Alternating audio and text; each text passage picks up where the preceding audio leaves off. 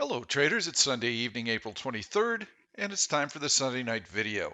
We're going to start off with a review of my previous picks. We're going to do some market analysis, and then we're going to find a couple of picks that should fare well for this week.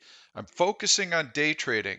I honestly believe that there is a market pullback that's going to be coming, but we'll get into that in just a minute.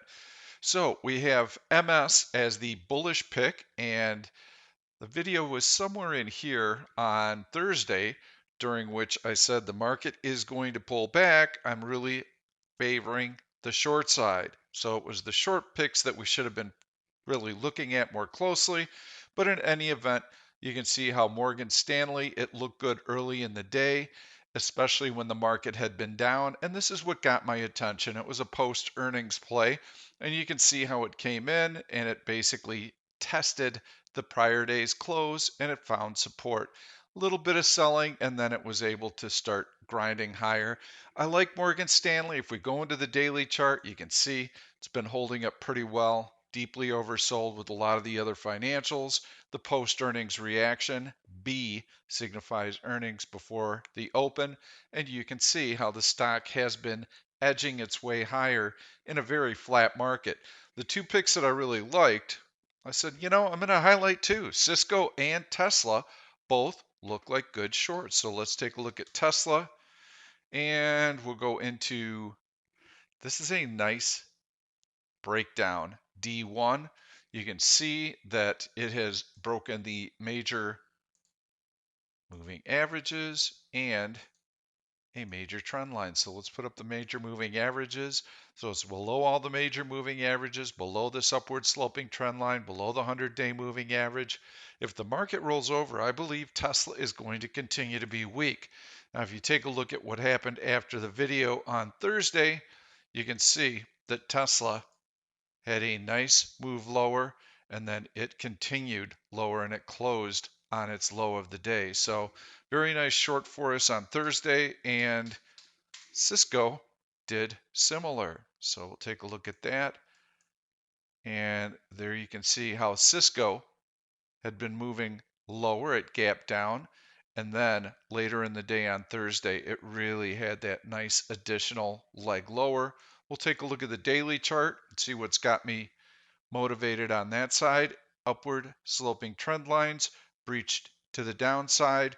We have major moving averages in the form of the 100-day and the 50-day moving average along with these trend lines, and that 200-day moving average was also tested. Now, for Cisco, if this week we get a market decline, it's going to be another good short. This is a major breakdown and it will crack that 200-day moving average and this trend line, and we want to see that happen on heavy volume. You can see the relative weakness here, orange line below zero. So very weak looking stock right now. So let's go into the market and take a look at what's going on there. This is the price action that we had on Thursday. This is about when the video came out, I believe, right in here. Now, what I was looking for was a 1OP bearish cross and for the market to roll over, which it did a little bit. But then you can see this was just one gigantic bearish cycle. So once it started, it didn't go below zero until later in the day, and it just kept going down. Well, this is where the selling pressure finally accelerated. Not quite before the gap was able to fill. That is the close the prior day. So you can see visually, there's still a gap here. It never quite got back there. And when the sellers came in, finally the volume really started to pop. So one of the very important takeaways from tonight's video is there are sellers. Yes, there are buyers and sellers. Right now, they're balanced. So you shouldn't come in and think, well, hey, the market's been up for the last month. This is a nice trend. We're going to go higher and higher, and this is wonderful. Yes, this is what the market has done. But you know from my previous videos that I've been very, very cautious in here. Why? Why are you so cautious, Pete? Everybody seems so dang bullish, but you're not. We're above the major moving averages. Everything's looking good. We've even broken a couple downward sloping trend lines. What gives? This is what gives right here. Look at that horrible, horrible volume. Look at these mixed overlapping candles. This is not a strong bounce at all. And now we're bumping up against horizontal resistance. We're going to get earnings from mega tech companies this week. So the only one that's not going to announce this week is Apple. They announce next week, I believe, just before the FOMC statement. We're going to hear from Amazon. We're going to hear from Microsoft, Meta, Google.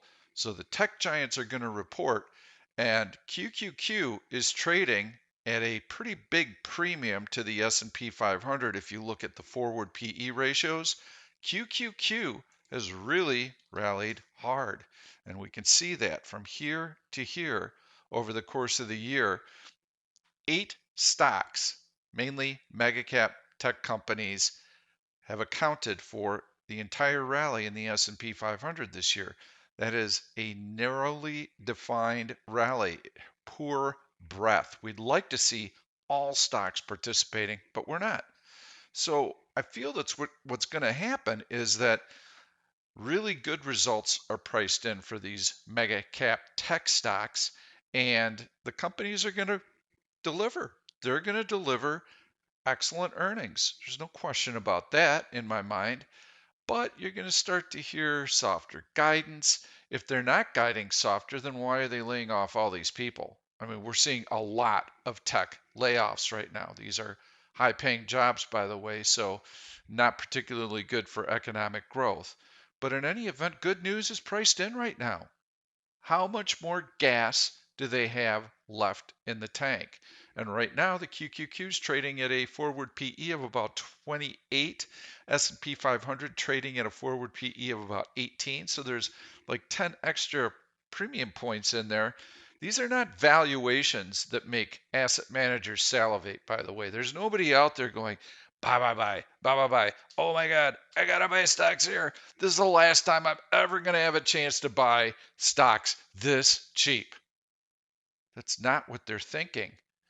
And what's basically happened is that you had this pullback in here, and then the bottom dropped out on the Silicon Valley Bank news, and you had this low, and all of a sudden the Fed stepped in and pumped $1 trillion worth of liquidity into the financial system.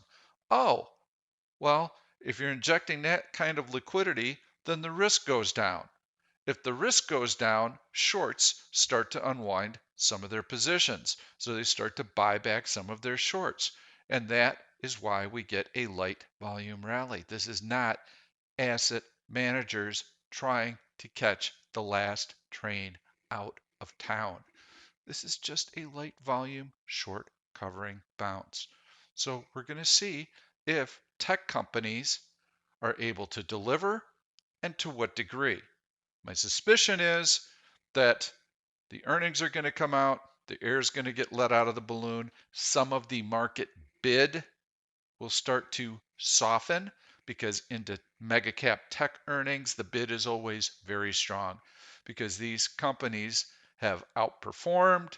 There's always upside surprise for them. So short sellers into those numbers are very passive. But once those numbers are released, there's a sigh of relief.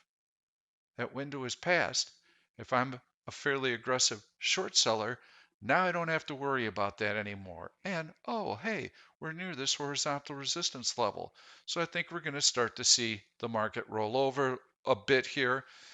But we've got the FOMC statement a week from Wednesday. That's going to be huge.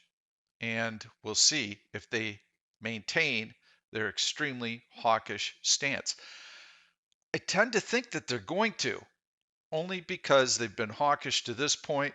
Even last meeting, they were hawkish when we had a potential banking crisis going on. So we'll see what happens. But if we zoom out, we can see the market hasn't gone anywhere. It's in this well-defined trading range. Okay, well, we're at the upper end of the range, so it's bound to leak a little bit of oil here. That's what I'm expecting. We'll see if it plays out. We'll see what the guidance is from the mega cap tech companies. I'm staying very balanced. I'm trying to avoid swing trades. We're going to have some major earnings releases this week, which is fantastic because that is going to fuel some great day trading moves for us. And we don't have to take a lot of overnight risk. There's not a lot of economic news coming out this week. It's all going to be next week. And we're going to have the unemployment report, ISM manufacturing, ISM services. This week we have advanced GDP on Thursday. That's interesting to me because it's our first look at how Q1 has played out. 2.3% GDP growth is what's expected.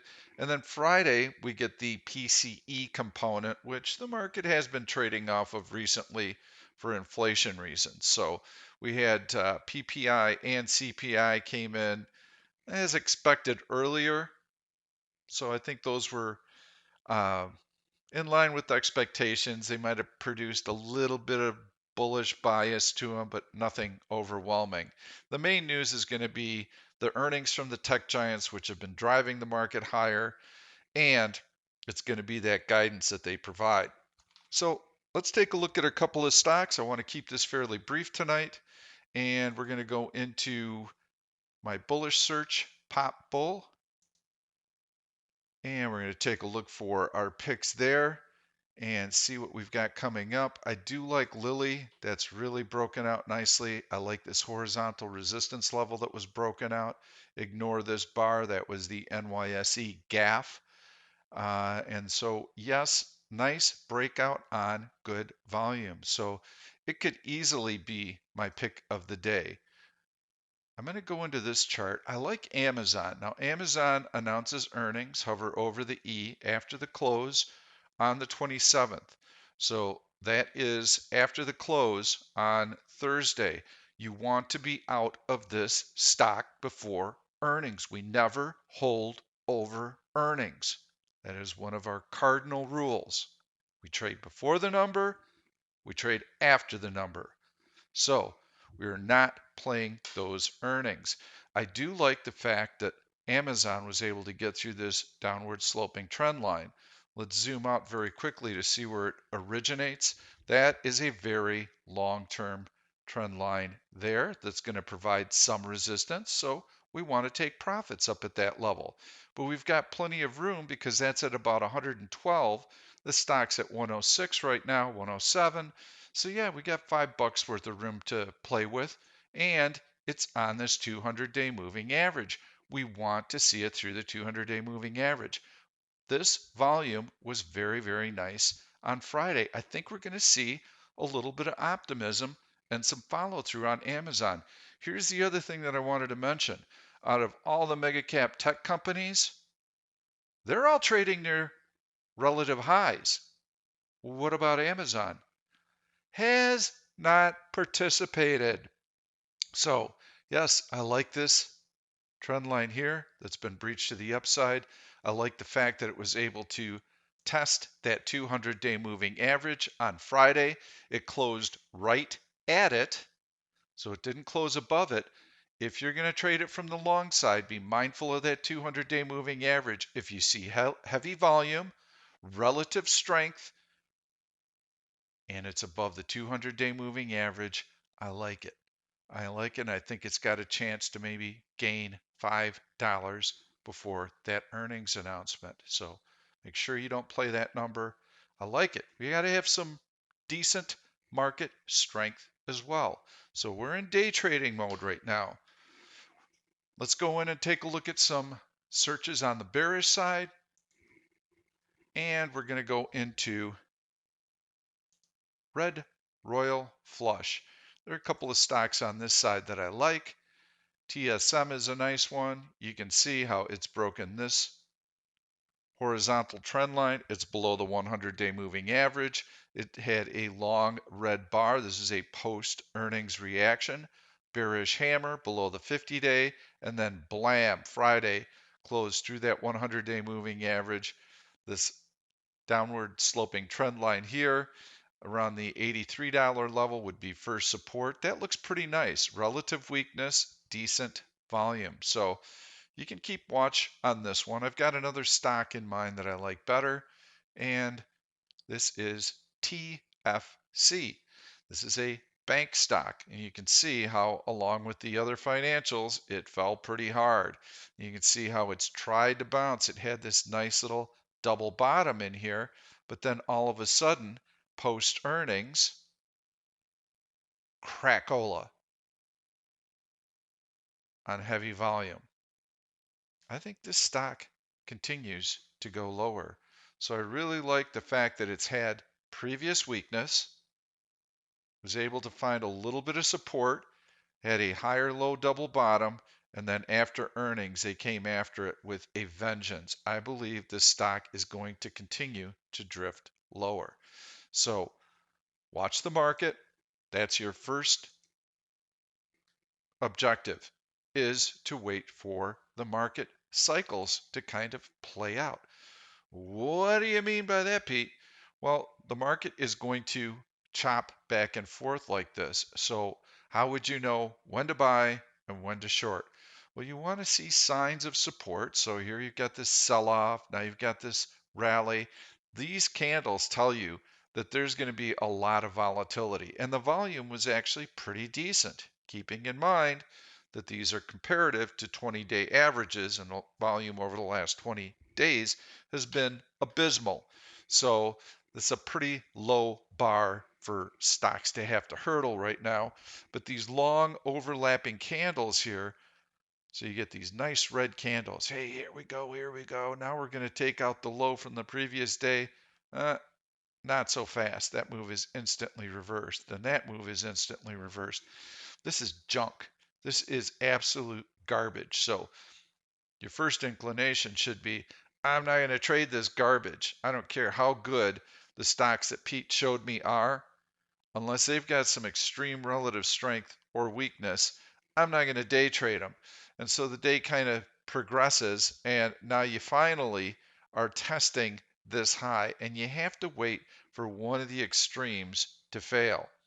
Also, you have to be mindful of an inside day. If you have an inside day on relatively light volume, it's going to be a low probability trading environment. So, gosh almighty, we'd like to break out one way or the other. Get through this high or get through that low, and then we should see some volume and we should have some decent directional movement that we can lean on.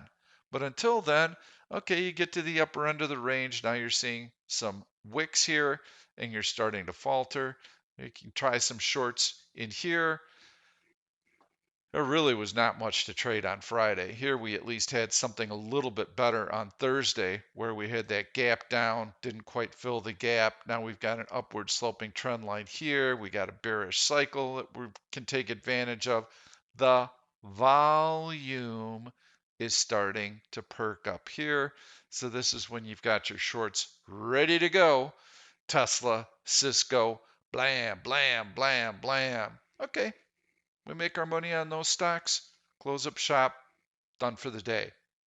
Be very selective, wait for your windows of opportunity. This is a market that is very unforgiving, so you do not want to be lunging in the first 45 minutes of trading.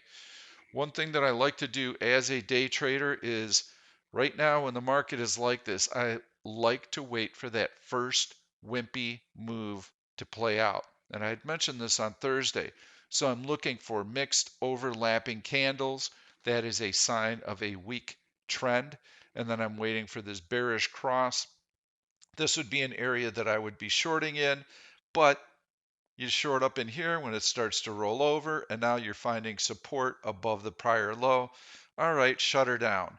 But if I've got the right stocks, I'm short stocks with relative weakness, I can weather this little bump and see if we come back and take out the low. If not, it's okay. Let's shut it down. Let's take our gains and let's wait for our next window. So now you start to rally up and you get this bearish engulfing candle off of the high of the day. So first, you're starting to see signs of resistance. This is not a high quality rally because of the tiny bodied candles. Now you're starting to compress at the high. Here we go. Here's the breakout.